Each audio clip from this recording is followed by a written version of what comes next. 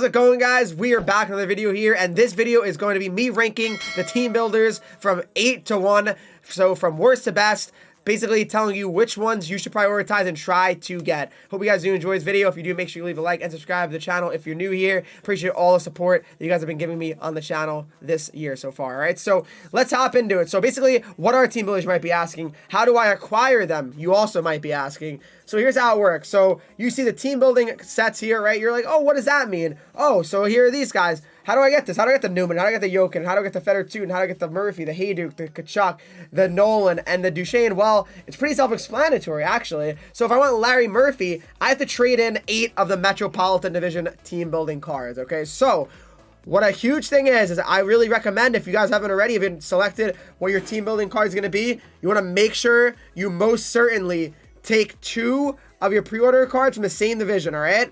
Prioritize that because that'll be huge for you to actually get one of these, right? You'll have 2 out of the 8 already, so that's huge. You only need 6 more, so that's a very, very big way to get it started, all right? So that's how you complete them, all right? So the other way to complete this, if you want to do the Metropolitan, let's say you got to collect all these different cards from different teams, so you need to get 25 Hurricanes, 20 whatever amount of Devils, Flyers, Rangers, Islanders. You kind of can figure it out from there, right?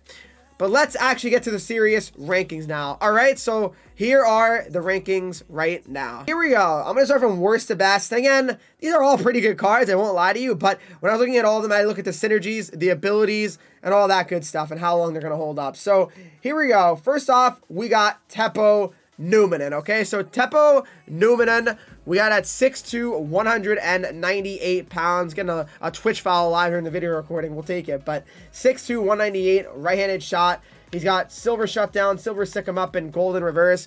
His gold ability, I'm really not crazy about. I'm going to be honest with you. I'll show you guys all of his stats here. He's got good defensive stats. He's got defensive awareness of 94. So it's not a bad card by any means. But I just feel like Tepo Newman is just not really...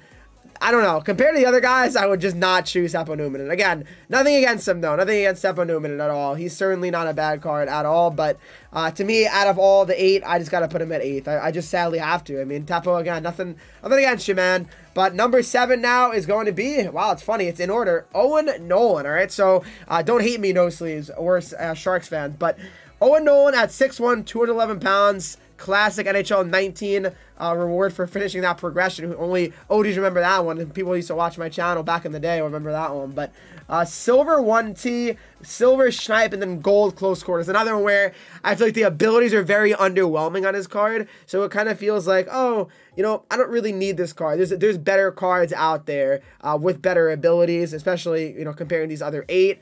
And right-handed wingers, I feel there's a lot of good ones that you're getting potential opportunities to get, right? You have the Stamkos X Factor, you have the Pastrnak X Factor, the MSP Pastrnak, right? So it seems like there's a lot of right-handed winger options coming out now. So I feel like Owen Nolan is really not a smart one to invest a lot of guys in. So definitely not Owen Nolan. I mean, again, not a horrible card. He's got an above 90 shot, 90, 92, 91, and 90. His skating's not bad either. And with the abilities, with the synergies, he gets 92 and 92 for his wrist shot, accuracy, and power. So not horrible, but again, someone I would not recommend, all right? So moving on to number 6. So number 6 is going to be Steve Duchene. No, not Matt Duchene. Steve Duchene, 5'11", 194 pounds, left-handed D-man here. So what I like about him, though, I'm not going to lie, and this is where it was kind of tough with him. I actually probably was thinking about making him a little bit higher up there, but there are a lot of good left D options usually in NHL. So that's the thing, right? Like you always have like a Victor Hedman that becomes good. So it's definitely a tough one here. And the thing about him is, I mean, he's very good, but I don't know. I just feel like I'm not that crazy about him. He's 5'11", like he's, again, it's not small for a D-man, don't get me wrong, but it's just not ideal size. You want at least 6'1", I'd say, for a D-man. So, I don't know. That's just how I feel. The Heat Seeker, I mean, the abilities are, I mean, goal stick him up is a nice one for sure, but I don't see him being comparable to the other guys on this list. I really don't. And he's definitely not the best lefty option here either, so that's a huge thing to keep in mind as well. So, Steve Duchene, to me, is number 6 on this list. Not a bad card by any means, but to me, on my top 8, he's number 6. Moving on to number 5, though, a guy that got an MSP in NHL 22. It is none other than Olli Jokinen, X-Tech's favorite player. 6'2", 210 pounds, a left-handed shot here. But what I really like about Olli Jokinen is his face-offs. And his silver stick 'em up. Now, The only thing that's holding him back from being a little bit higher in the list as well is his gold ability. Tepo Tape is not very amazing. I'm not going to lie. Tepo Tape is not an ability you're like, wow, I really want to activate that on my hot cards. I mean, it's something you can do without for sure. So Olli Jokinen at 6'2", 210, most certainly is just an average card compared to some of the other cards on this list, but he's a good card. I would definitely take him, like I said, over Duchene, Nolan, and Newman if you really had other guys already. So I would do that. He's 91 faceoffs. I don't really think there's many guys in the whole entire game that have faceoffs as good as that or higher. I really don't think so. Probably at most like 2 or 3 cards, like the highest of the highest, like Lemieux or maybe Gretzky. I can't think of anyone else that really has faceoffs that high at this point. So yeah, Olli Jokinen to me number 5 on the list, 89 overall. Good card though for sure. Then we got number 4, Milan Handuk. So I looked at this card quickly and I was like, okay, this looks like bad. But you know what? What do I like about this card? Okay, so 6 foot 190, right?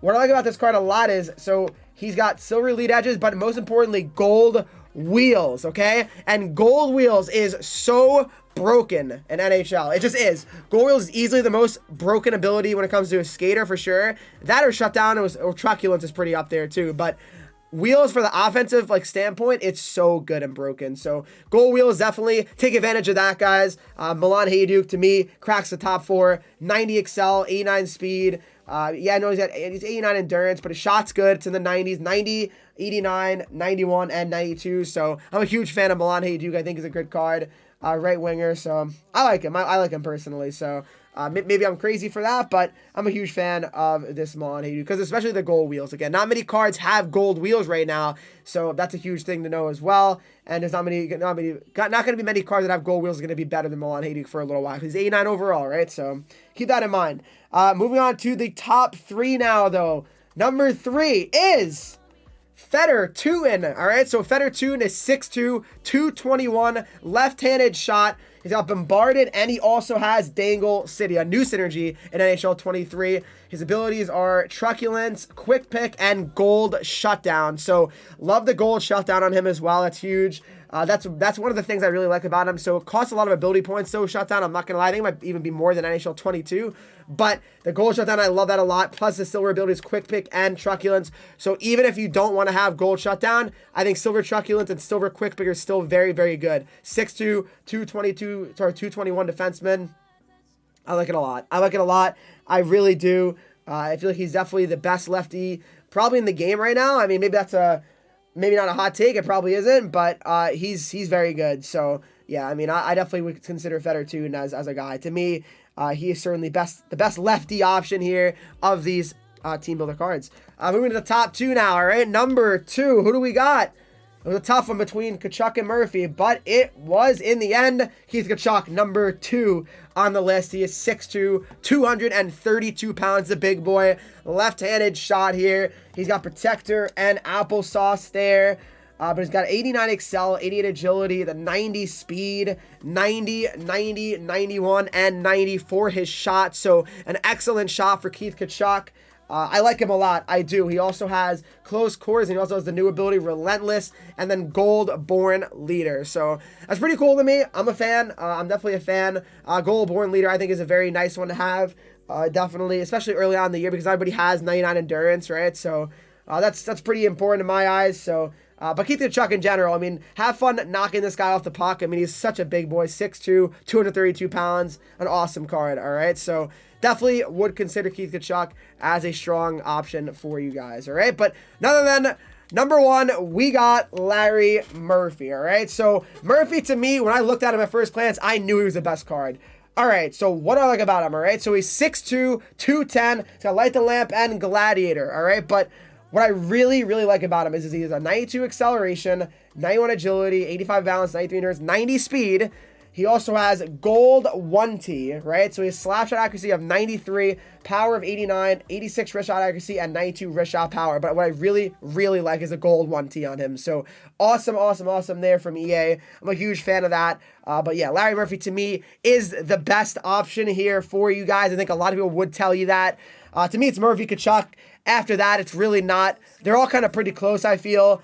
Tootin I probably would take, but after that, you can kind of make a case. I want to know what your guys' rankings would be. Let me know in the comment section down below what your 1 to 8 would be of these guys. I'm very curious. Hope you guys did enjoy this video. Hope it helped you out. If you guys did enjoy this video, make sure you do leave a like, subscribe if you're new to the channel here. Appreciate all the support. As always, follow me on Twitch, Henreek, Instagram, Twitter, TikTok, Henreek with 3 E's, and join Discord, talk to me, follow and subscribe to the channel. And I'll see you all in the next video.